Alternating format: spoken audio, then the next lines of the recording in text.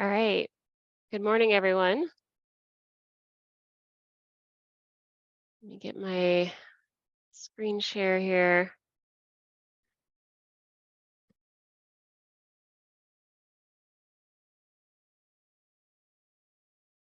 Is that looking good? Yes. Yes. Great. Fine. Um,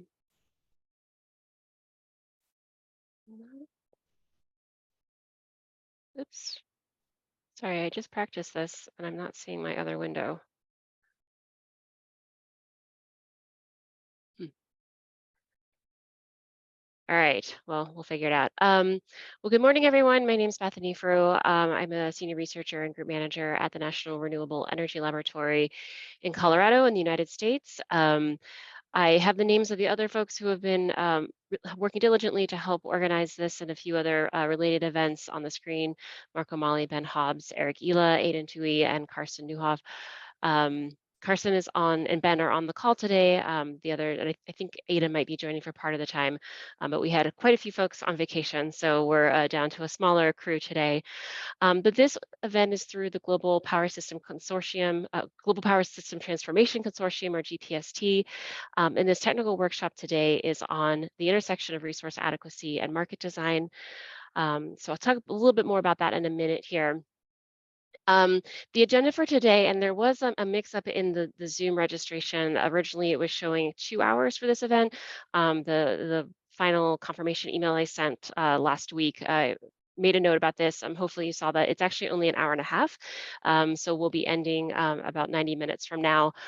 So I'll have a quick introduction and go over just sort of setting the stage, why we're here, what are our objectives, a little bit of context for the additional events that we're having that are related to today's webinar or workshop rather.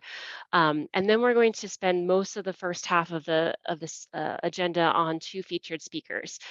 We have Anders Hansen from EnergyNet in Denmark and Kelly Joseph from WRI in the United States, each giving a different perspective. So we'll hear about the European approach to resource adequacy and how that, and some thinking and how that might connect to market design.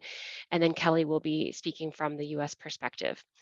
And then we're going to split it into breakout groups. There's 5 different questions. And those of you who responded to me with a preference for which group you wanted to be in, hopefully, fingers crossed, if everything works out with the Zoom behind the scenes magic, you'll get in the groups that you requested, and then everyone else is randomly assigned to the remaining groups. I will note that if we happen to have an imbalance in numbers because folks might have to drop off, we might do a little shuffling, but hopefully the numbers will be roughly balanced across the 5 groups. And then we're going to have a quick wrap up at the end, assuming that everything stays on track. Just like a quick 1 or 2 minute kind of summary from each of the 5 groups, the key takeaways, so that we have just some hear from the other groups, since for each of the 5 groups is a different question. This way, hopefully folks can leave the workshop today hearing across the broader set of questions and discussion. Great, so ground rules and objective for today. I guess really it's just a ground rule, singular.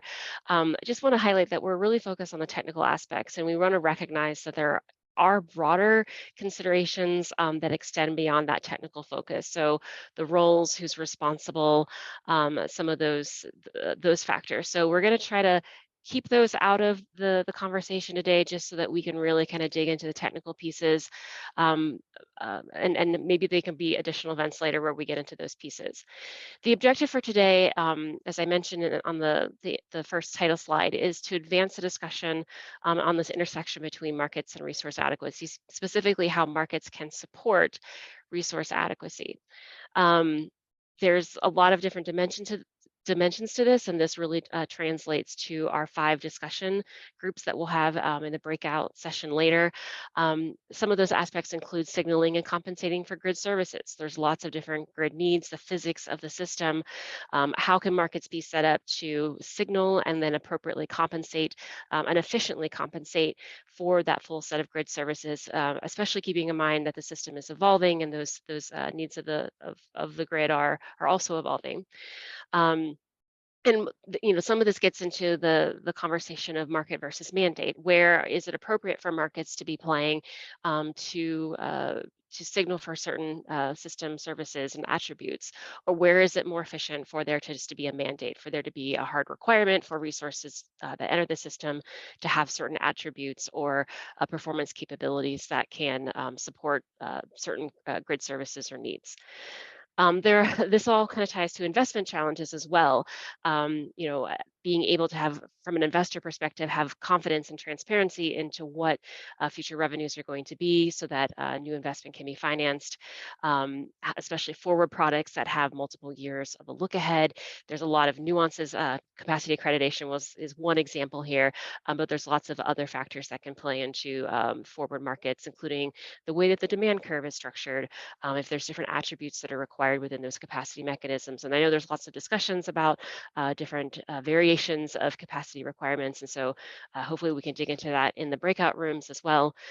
There's also equity impacts with this. I think this has been seen in some of the recent extreme events, like in Texas. How can markets be designed to send scarcity price signals that actually result in meaningful change? If no one can do anything when there's super high prices and we're at some sort of price cap because of an extreme event, for example, what good does that do if no one can actually respond in a meaningful way to help the system? And so, are there certain populations or vulnerable groups that are, disproportionately affected by those types of outcomes? So, just thinking about ways that markets might be proactive in making sure that there aren't equity impacts. That are unintentional consequences that come out of market price signal and scarcity price structures, for example. And then the last one, which also ties back to the point I just made, is managing through extreme events and other uncertainties. Extreme events are obviously becoming more frequent. And so how can markets best be structured to support the system to be robust in those conditions? But there's other uncertainties even outside of extreme events, just with the technologies that are going to be available, the resources and climate change and how climate change can impact the profiles of certain resources, as well as load. The load side is another uncertainty of how that's going to evolve, and even public acceptance of these types of events in the system, and what does resource adequacy mean? Is it really 1 day in 10, or is it 100% guaranteed that the system will never fail, which seems to be in some conversations what the public is expecting. So lots of different pieces here. I don't want to spend many more time on this background, but just hopefully to get the juices flowing this morning. These are sort of the types of aspects and considerations that we're wanting to motivate our conversation today. And we really want to get into solutions. So not just spending our time in the breakout sessions talking about what are all the problems and rehashing those, but really trying to get to the next step of what can we do to address those. We really want this to be at the end of the set of events, which I guess I'll get to that in a minute. We really want to have some idea of ways that we can move forward. So really quick housekeeping with Zoom. This meeting is being recorded. You should have had a note that told you such. You were automatically muted upon joining, but everyone should be able to unmute, screen share if need be, which will be more relevant for the breakout sessions. There is a chat feature, so please feel free to use that to ask questions and comment. We will have some discussion time during the speaker portion as well to ask questions if folks want to come on and actually come off of mute and actually voice their question. If you have any technical issues, we have Isabel McCann from the NREL side helping to facilitate this. So just throw that into the chat and she can help address any issues. And you should have audio settings that on your own personal computer that you can adjust. But if you happen to have any issues with Zoom, there's also a phone number that you can call into, a dial into, that should have been in your registration confirmation email. So just a quick note, G-PST, I think a lot of you that are here are familiar with or are aware of in some form of what G-PST is, but it's really a network of system operators, research institutions, and industry partners from around the world working to accelerate the scale of technical solutions to transform our power system to 100% renewable energy. Lots of different partners, the icons are shown, or the logos are shown at the bottom, and collectively, the G-PST countries represent about a third of the global power generation and third of global electricity emissions, so pretty significant representation. There's a link to the main G-PST, the global pst.org website at the bottom. If you're not familiar with G-PST, lots of great content and resources available there. So today's virtual workshop, and I think this is my last slide, is the first of three resource adequacy events being organized through G-PST. So last fall, there was an in-person workshop in London discussing different topics, grid forming inverters, grid services, and there was a resource adequacy session. And one of the key takeaways from that discussion was, hey, we need more events to really bring together multiple international perspectives and dig into the gory details of resource adequacy and how we can address some of the challenges that all of the system operators voiced at that event. And so we've decided to have three events this kind of late summer into fall. There's two virtual events. One was 2 weeks ago that was hosted by EPRI in conjunction with G-PST. That was more on the kind of resource adequacy methods, approaches, data, et cetera.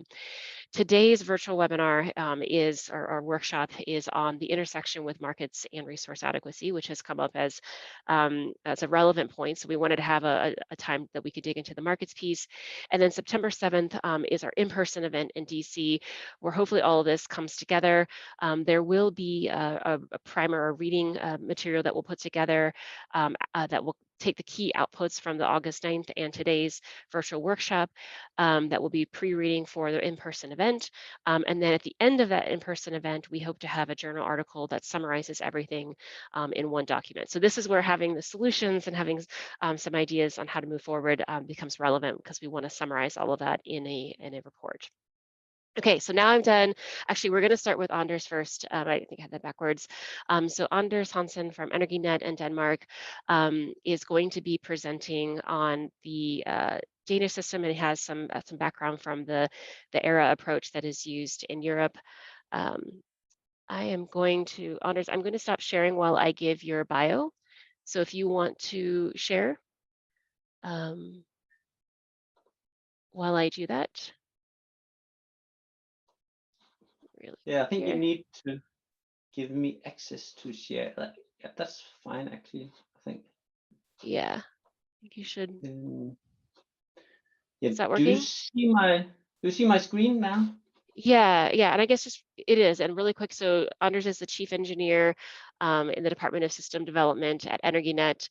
It has expertise in strategic planning of integrated systems and is the author of Energinet reports on system perspectives toward carbon neutral systems. Yep, you look great. So take it away, Anders. Okay. Thank you, Bethany, for the introduction.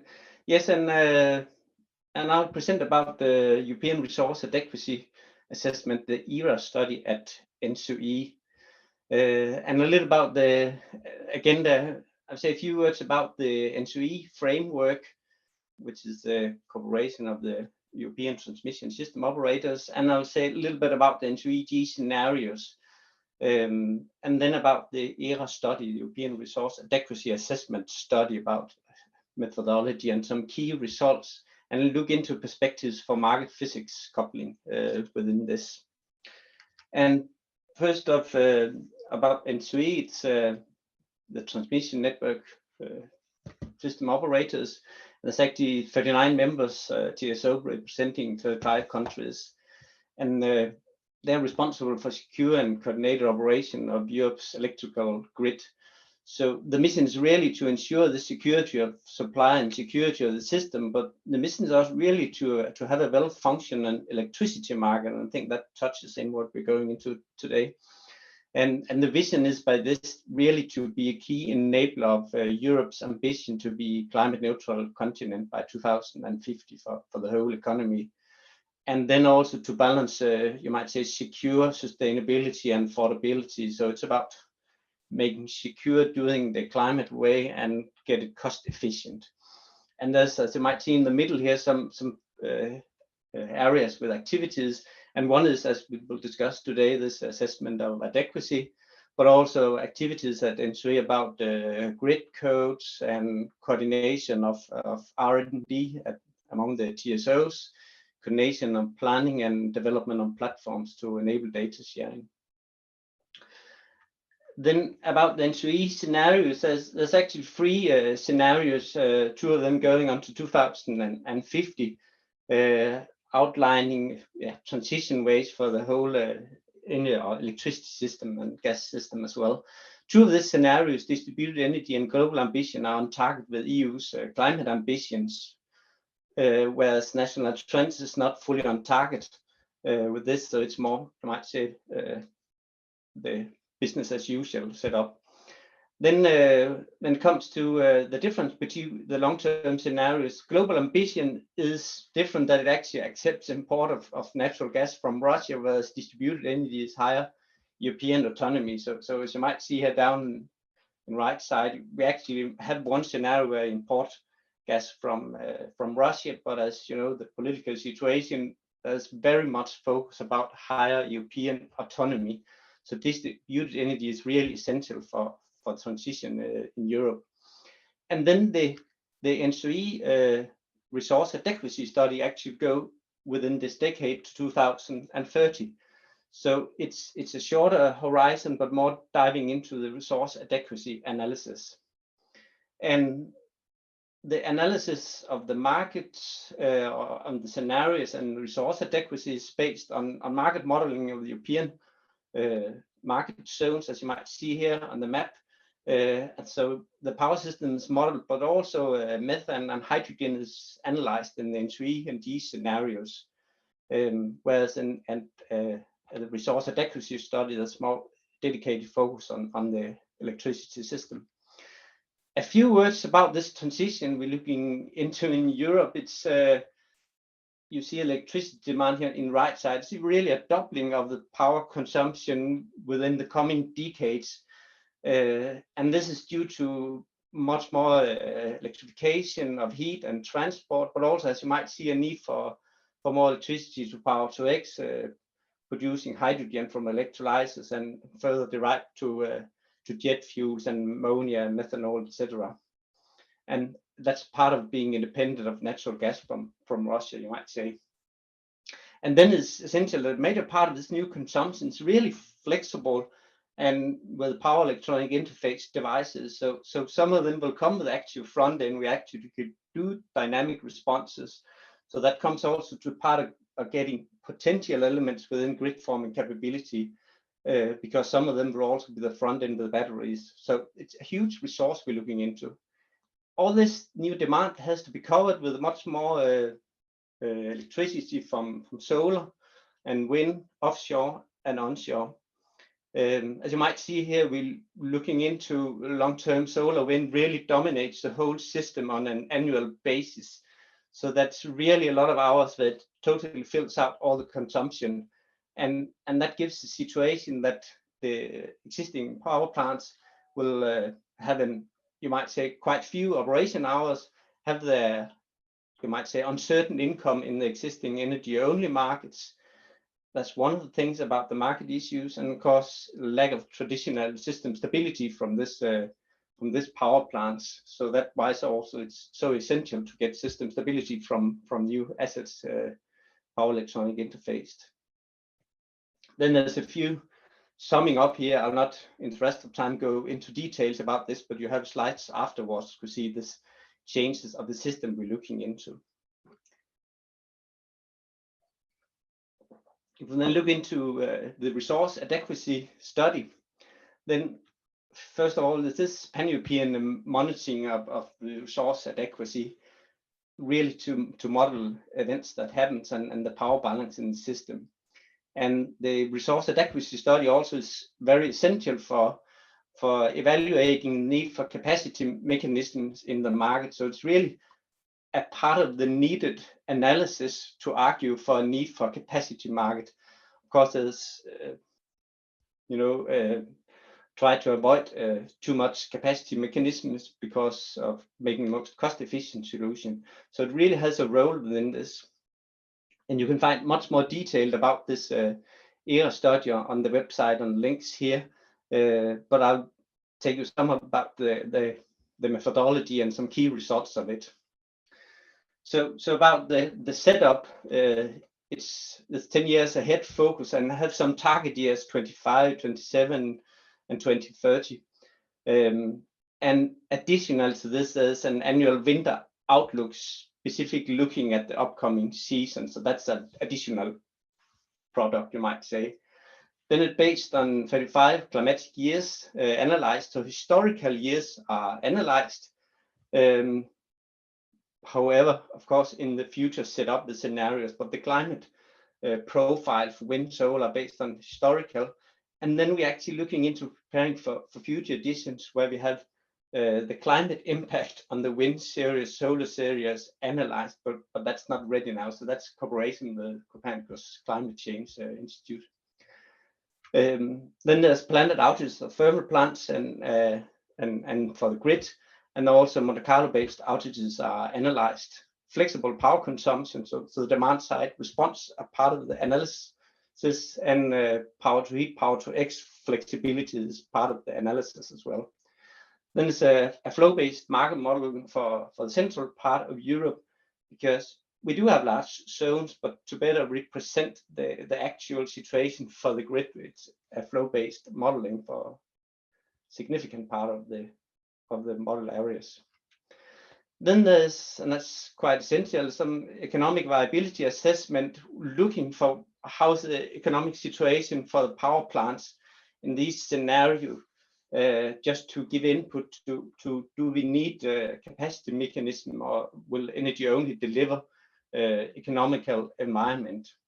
So a little bit more about this economic viability assessment. We have this scenarios, you might say, the national trends, the forecasted power plants, then put on what will the economy be for the power plants, for the assets, and by this saying how much will leave the market, how much will enter the market towards 25, 27, and 2030, and by this have a net capacity where we actually do this assessment of the resource adequacy.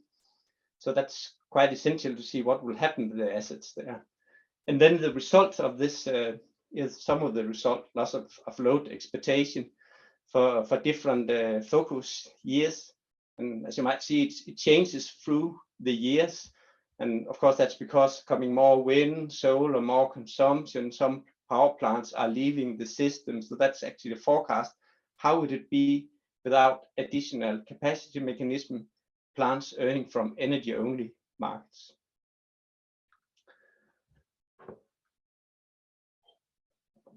Then if you look at not only the hourly situation or the hours we have resource adequacy issues, but also looking at the depth, how much energy is not served, then it's based, as you might see on the bottom left, on an average through all this modeled years and with the Monte Carlo simulation. Then if we look into specific years, the climatic years, you might see some years are really harsh with much more, you might say, dunkelflaut situation with low wind, low solar. So we can look into this very essential situations, and then this is really a winter day with low solar, of course, but also with, I think, just a short snap, we can see what happens for the, not only this day, for the whole week, but how situation of winters is low wind or whole Europe for a whole week.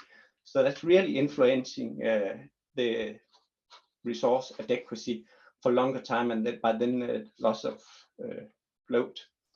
And then you can see the correlation between the different zones in this integrated study. Then a few perspectives about the markets. Then as mentioned, there's a lot of hydrogen demand in Europe.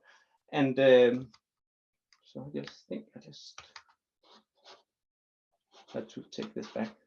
Yeah, let me know if it doesn't work.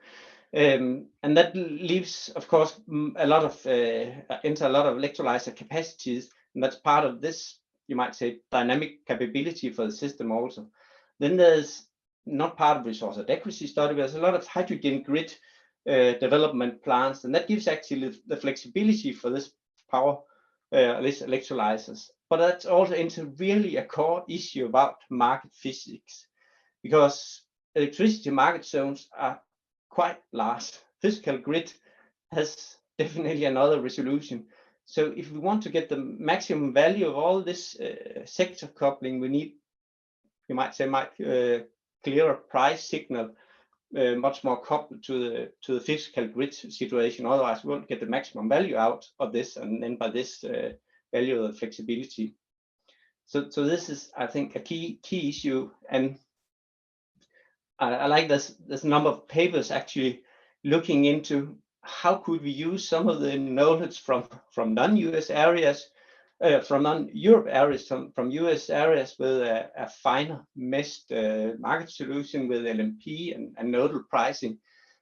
I like this paper actually because it's looking into, of course, there's a lot of challenges with finer granularity of the market zones. And of course, we discussed it a lot in Europe. What's the risk of getting market power in these small zones? How is it about market liquidity? How is the investment risk for a developer in such a small zone? What about complexity? And I think this paper and other papers, of course, dive into how can we use these experiences for non-EU countries to put in our look into a more market physics integrated setup. And I think that's a brilliant set for G-PST to bridge on this knowledge. We have a unique situation here. So this is my last slide. I hope it's okay with time still. The challenge, some of the challenge, of course, as discussed, the market mechanism for resource adequacy. That's quite essential to ensure this not energy only markets, but how much do we need additional? That's what we're analyzing. We need to analyze this better, definitely. Then another challenge, and also G-PST focus area, is this grid forming capabilities for the situation, because we now have a lot of large power electronic interface resources in production and consumption. So really could deliver a lot of this dynamic stability in the system from these new resources. And that's needed because thermal power plants not running in the future that many hours. Then the challenge about this clear price signals, electricity market zones versus physical electricity grid, a key challenge where we really could need some good work on this area. Then there's a challenge about smaller market zones lead to maybe need for virtual hub zones to do this financial hedging, product like financial transmission rights and all this. And then finally, there's also a lot about this distributed resources, because they're also looking into congestion management in distribution level. So that's where actually some of the knowledge at the transmission level could theoretical, some of it could be used also at distribution level. So I think that should be input of in this area, and it's also really a G-PST focus areas. So really looking forward to a lot of discussion on how we can learn from different experience and bring this together. So, and thanks for the possibility to present. And I think that concludes my presentation.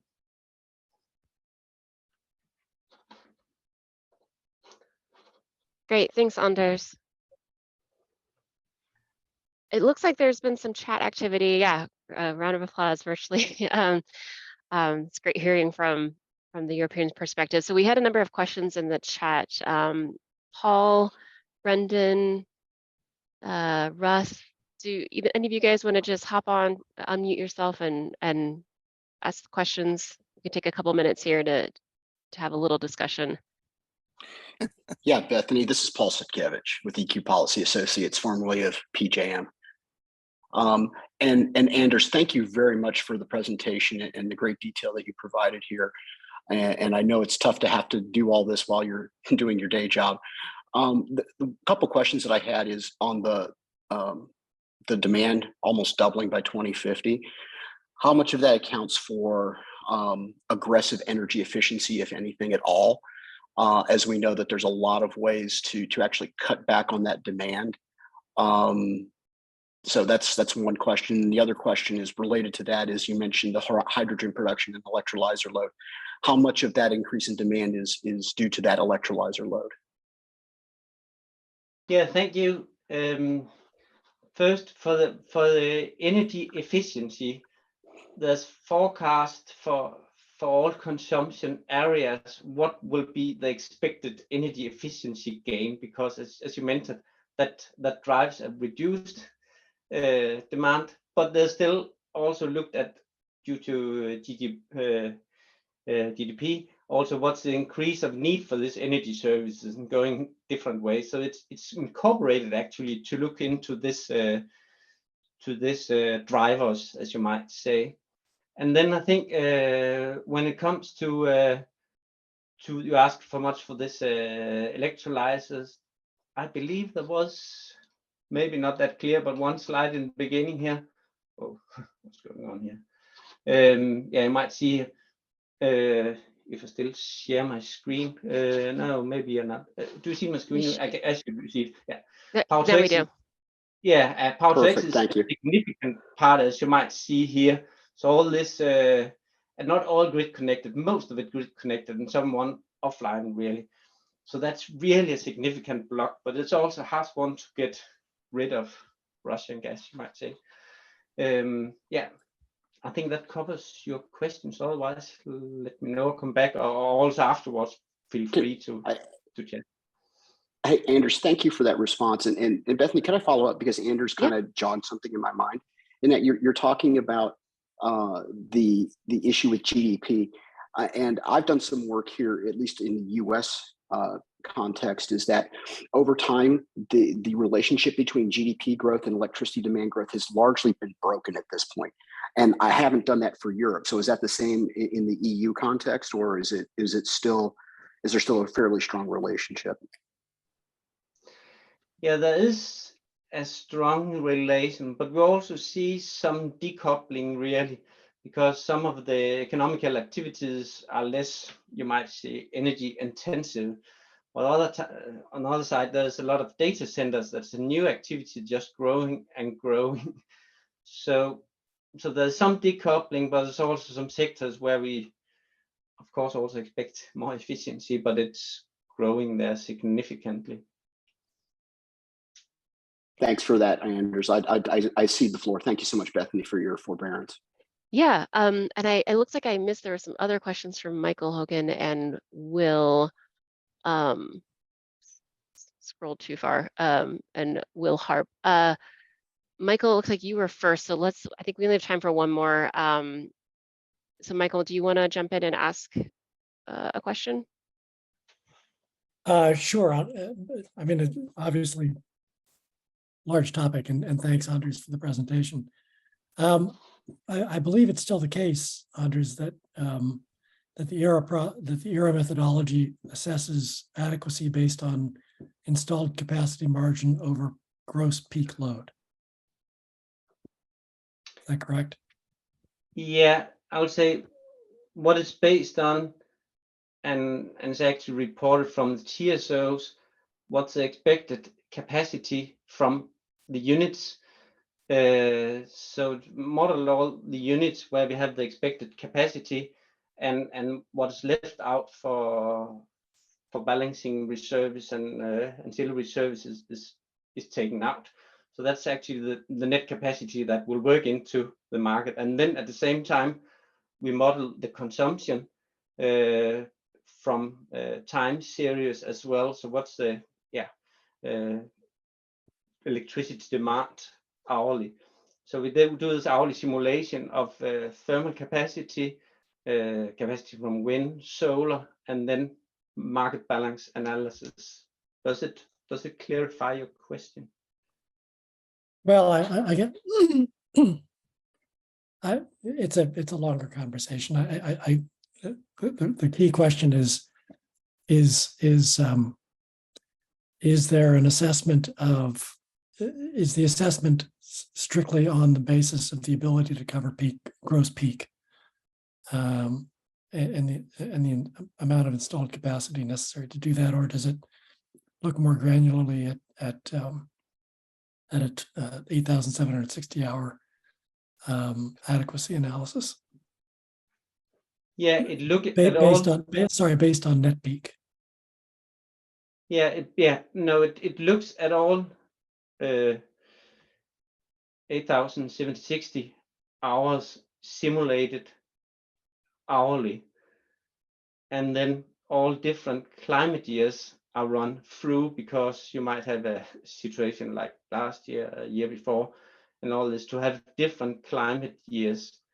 So it's and then looked on what's the margin left for each hour. So if you get close to the margin, even across the margin, you have a situation with loss of load exploitation. Okay. I think we can, if you want, we can take a afterwards discussion and dive more detail into results and see hourly simulations also, if you want that.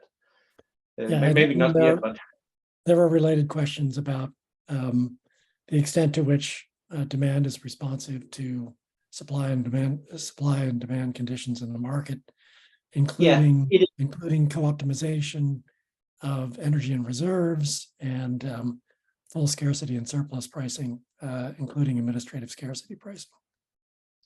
Yeah, due to the hourly simulation, there's price and then there's price responsive demands. So that's part of solving the market balancing, is that price responsive consumption is reacting not only power to X and power to heat, but also some of the classic demand has, and then that's estimated how much responsive there's on this. So we need to keep moving in the interest of time, but I'm going to suggest that as part of the summary that and this kind of pre-reading material that we put together for the September 7th event, that maybe, Anders, we can follow up and get more details kind of in a summary form from the approaches that are used in these studies. And then that way maybe we can answer some of these questions about how the various pieces are considered in the modeling. Yeah, very open for discuss Great. this and another time more in detail, and also show the simulations and how it's done hourly. Perfect. Because that will, I think that's essential actually for our discussion, how we do in Europe and how you do Yeah. I know different in the US. That's essential to have, I think. So gladly do this. Wonderful. Yeah, I think that would be great. So we'll go through the chat and make sure we're getting all of the questions that were asked specifically about the methods and approach. Thank you again. Yeah, and there's a lot of questions. Just yeah, you can see more also in the background material. And I noticed there's a question about outages from HVDC, AC. So there's really % of outages put on all this asset. So just to show short, but yeah. Yeah. Great. It seems like we could have just spent a whole hour on this. So Anders, thank you again so much for sharing, and yeah, everyone will follow up afterwards. A quick reminder, because a few folks have joined since we had the intro remarks, and I actually forgot to note at the beginning that we are observing Chatham House rules. So just know that is kind of a key pillar of our conversation today, and actually all of the meetings that we're having related to resource adequacy. And the reminder is that we are recording this, and it will be shared with the attendees as well as folks who registered for the event. So if you can only join part of this, you will be able to access the rest. The caveat is that we, just because of the complexity with having 5 different breakout groups, we aren't going to be recording the breakout discussion. So it's just this core part that we'll be recording. But again, we're taking notes from the breakout groups. We have a lead to help moderate and take those notes, and then we'll be summarizing those in this pre-reading material that we're putting together for September 7th. So if you happen to miss the breakout groups, there will be a summary in that written form later. Okay, we're going to keep moving. So Kelly Joseph is our second speaker. So she's bringing the U.S. perspective. She's has affiliations with the University of Pennsylvania and WRI. WRI is the World Resources Institute is the main affiliation that I'm familiar with, Kelly. But Dr. Joseph works at the intersection of policy and markets, expertise in power system economics, retail rate, grid and market operations, and electricity regulatory policy and market design. She has past experience at the New York ISO in the U.S., the World Bank, several IPPs, and is currently working in the renewable energy credit risk at a regional bank. So Kelly has some great expertise and perspectives on kind of that investment side and thinking about that dimension within this context of markets and resource adequacy. So Kelly, really excited to have you here and honored to be able to hear your perspective. So I'll let you share your screen and take it from here. Thank you, Bethany. And thank you, everyone. Can you see my screen here? Yes. So yeah, thank you again for the invitation to be here. I'm going to talk today, I think, a little bit of a different perspective. So I'm going to talk about markets for resource adequacy, but from a perspective that I think is a little bit different from what we generally talk about. So I'm going to start by, why do we have markets for resource adequacy? What are some of the challenges that we know about with markets for resource adequacy? And then I'm going to talk about what actually is reliability. And notice when I say reliability, I didn't just say resource adequacy. I'm going to talk about what are public good aspects of reliability. And then given some of the challenges that we know about, some of the challenges that we understand potentially going forward, what are some possible solutions that I think we might want to start talking about. So a lot on this slide, but and most of what everybody already knows, but why do we have markets for resource adequacy? Well, when we initially deregulated the electricity sector to have efficient investments and efficient use of generation and transmission assets, the idea was that we would also be moving towards market-defined reliability. The idea was that we would have an optimal and efficient short-term security-constrained dispatch through an LNP. This optimal dispatch and optimal pricing through an LNP that enables operational efficiency in the short term would also be the only entry and exit signal that is needed in the sector. Under this idea, scarcity pricing was especially important. And really, there was supposed to be some symbiotic investment between investment risk and price risk. So generators would be incentivized to enter when prices were high. LSEs would be incentivized to hedge against these high prices through contracts with independent power producers, potentially even decreasing their demand when they're exposed to these high prices. And as long as we had sufficient pricing with marginal costs represented, especially during times of scarcity, other assets would receive sufficient inframarginal rents. Underlying a lot of this is the idea that electricity is a commodity, and that markets for electricity are really just about delivery and hedging delivery and price risk. And we saw this summarized recently in a paper from Bill Hogan and Scott Harvey saying that it really doesn't matter what kind of resources deliver electricity, only that electricity is delivered. The reality, both in the early days and today, is that there was always a tension between entering into some kind of a long-term forward contract versus buying directly on the spot market. So the risk was that the contract that you entered over time would become more expensive. Early on, LSEs were very reluctant to enter into any contracts because of uncertain attrition due to retail choice. Generators were reluctant to contract if they could make more in the spot market. And, no one was really exposed to any prices. So in addition, the utility default supply remained through the transition to retail choice. And all of that comes from a report to Congress on wholesale market competition in 2007. In addition, scarcity has really never been a sufficient investment signal for various reasons. They're, related to price caps, inelastic demand, various price formation challenges, insufficient forward markets, et cetera. And really, we can put these challenges into two buckets. The first are general missing money arguments that we're all familiar with, that we've known for a while, and then some recent work with Jacob Mays looking at the idea of missing markets. So in missing money, right, we have concerns about market power, especially during times of scarcity. It's uncertain whether this is withholding from generators with market power or an actual exercise of real scarcity. So to prevent against market power risk, we put price caps in place. In addition, operators take action both between the day ahead market and real-time markets, as well as in retail or in real-time markets, and those actions operate to suppress needed pricing. We know about inelastic demand, the idea initially too that you can't actually target deficient LSEs, so someone that didn't actually contract for sufficient resources, you can't just target them for load shed, which also raises some serious equity concerns. Additionally, we know about non-convexity challenges. The bid parameters are supposed to reflect all costs, but we've known that, especially for resources that depend on scarcity pricing, reflecting their full startup, their no load costs, et cetera, that's something that's quite challenging. We have reliability standards in the sector. So we have loss of load probability, outage criteria that bring on more resources than a cost benefit analysis or some kind of economic investment would suggest. And then on the missing market side, there are insufficient markets for risk, and there are insufficient incentives for hedging. There's always this default or bankruptcy option, and it's hard to forecast scarcity, and investors tend to discount these hours. Both missing money and missing markets lead to under procurement in the sector, and we've put various fixes in place for this.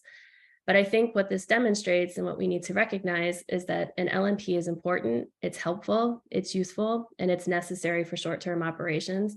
But relying on an LNP alone for sufficient investment in the resources that enable reliable system operations has actually always been a challenge. And I think this is because electric system reliability actually has two parts. We tend to focus on the first one, resource adequacy, for various loss of load probability risk assessments to ensure we have sufficient generation to meet aggregate customer demand, under various defined outage criteria. But the second piece of that is what happens in daily system operations. And to have a reliable electricity sector, you need both resource adequacy and operational security. And what that means is in real-time markets, grid operators have to be able to withstand sudden disturbances. This means that reliable system operations really isn't just about delivery and hedging delivery risk. We need physical assets. We need operating reserves and balancing resources. And I think that as we transition to a more decarbonized sector, it really matters which kinds of assets are providing these essential reliability services, especially as we see increasing uncertainty and variability in daily system operations. The resources that provide these essential reliability services are not fungible.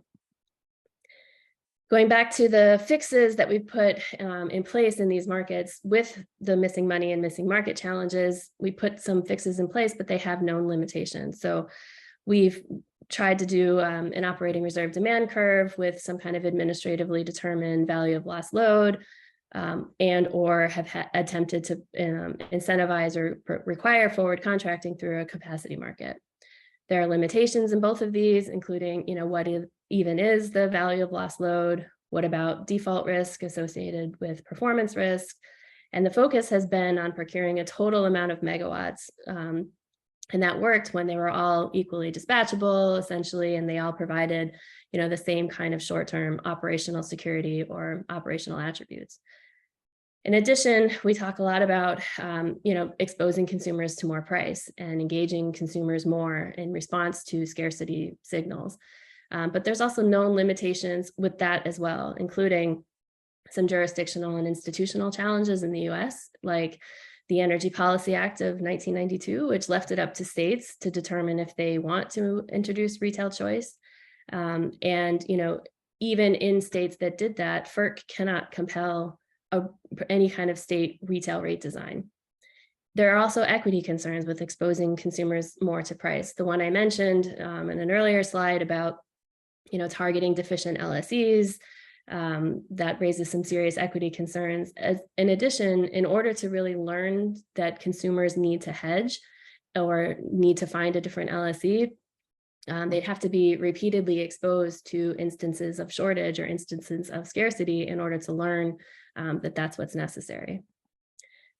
I think what we need to do is step back and recognize that bulk system reliability is a public good, and that the RTOs are recognized as the provider of last resort for the essential reliability services that are needed to maintain reliability and prevent network system collapse.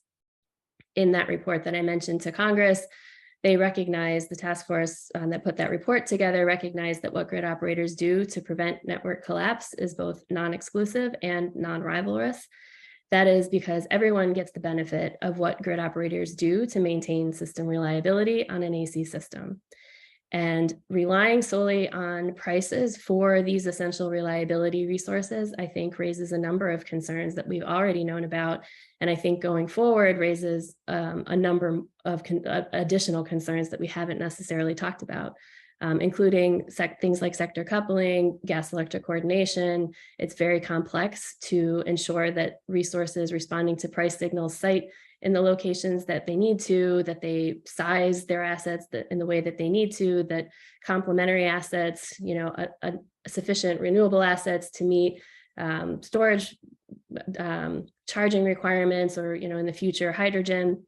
I think these are complex challenges, and when really you need sufficient coordination and complex interactions, I think markets alone, we start to get to the limits of what they can actually do.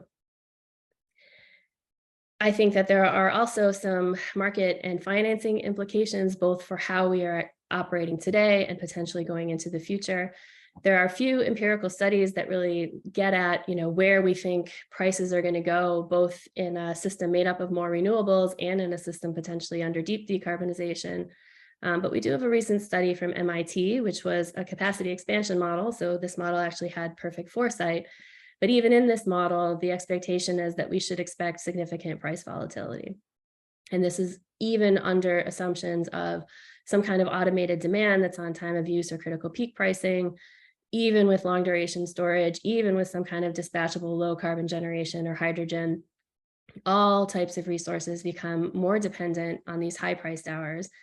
And there's more uncertainty in when these high priced hours occur, including because there's uncertainty in what the resource mix is going to look like because of uncertainty in policy. This matters today because most renewable and storage assets are financed through non-recourse project finance, which is 100% dependent on project cash flows. So if there's uncertainty in what those cash flows could look like, it could increase the cost of capital and could increase the cost of the transition. And this looks like, what is the future that these assets are in? What set of resources make up the mix? How much electrification is there? What are the bidding for the assets that you're financing in addition to the assets around them? What does transmission look like in the future? These assets already come with a lot of basis risk. A lot of these assets come already with basis risk and with merchant tail risk. So basis risk because they're not actually settling at the price that they're injecting, they're settling at a hub. So the price that they're getting, even though they're under a contract, is sometimes can be uncertain. And what the value is of these assets beyond the length of the contract. So there's merchant tail risk built into these contracts as well. And then secondly, how do we actually encourage investment in balancing resources and operating reserves that meet resource adequacy and operational reliability under deep decarbonization under the existing models that we have?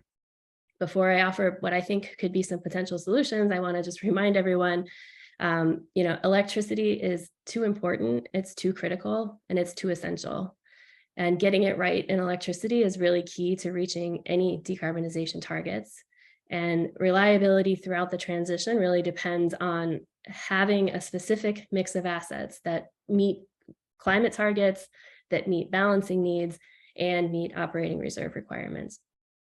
I think there may be some potential market design solutions that we could consider, such as hybrid markets. So these are markets that take policy as the driver of new investment and seek to be informed by system planning.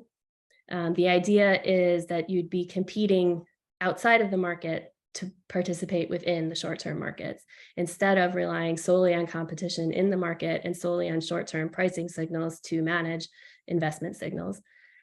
We could talk about how to design these auctions to avoid lock-in when some of these resources are no longer needed, or perhaps we need to start thinking about strategic reserves. So, everyone would pay the cost of resources needed to maintain reliable grid operations. You could still have competitive solicitation for these assets. So you could potentially enable new asset types that can fully replace fossil when they're commercially available. Maybe some kind of a regional IRP, maybe some other kind of market design solution. But I think that these are the kinds of conversations that we are not having that I think we really should be having. And I say this because I'm approaching this from the perspective of what is the form of a public good, of a reliable electric sector, what is the best form to take to provide the most benefit, not from the perspective of what is the gap or the market failure that we need to address. So I will stop there. Great. Thanks so much, Kelly. That was fantastic. There was a constant stream of questions and comments and um, responses to things you were saying in the chat. So stimulating a lot of discussion here. We are running short on time, so I would suggest let's take one really quick question. I'm struggling who to call on because there's been so much activity here in the chat. And then what I'm going to propose is that we cut our wrap-up session at the end completely so that we have a full 30 minutes for our breakout rooms. I really want to make sure we have time for discussion. So what we're going to do is the breakout leads are going to dismiss everyone from the groups directly, and then we will have a debrief wrap-up in this written document. So it sounds like we're pushing a lot more to this written document, and hopefully those of you who can join us September 7th, this will be a good launching point, and we can have a full day to dig in even further with some of these pieces. So, oh goodness, there's so many people who have commented. Peter Crampton, I see you have a comment in here. I mean, you were one of the earlier ones. Some of the other folks from before. Well, I could comment on the public good aspect. Yeah, And, we'll just like 2 minutes, like really quick, because okay, then I want to make sure we have full quick. 30 minutes. Yeah. Yeah, so my view is that energy and reliability was definitely a public good and is a public good so long as we don't have a robust demand side. But as soon as we engage the demand side sufficiently, so we never run out of electricity, then it's no longer a public good. The public good that remains is the regulation and support of an efficient market. And that's absolutely essential in all markets that we see that are well functioning. But that's taken care of outside of the market rather than creating a separate products for reliability that folks could trade. Okay, so that was more of a comment than a question, but we're basically at time. So I'm just going to executive decision. We're going to move to our breakout groups. Thank you, Peter, for that perspective. I think that makes sense. There's a lot. I think there's a lot to chew on here. There's 5 groups. The names of the leads are shown here on the screen. Everyone, again, if you gave me a preference, I put you in that group. If not, you're randomly assigned.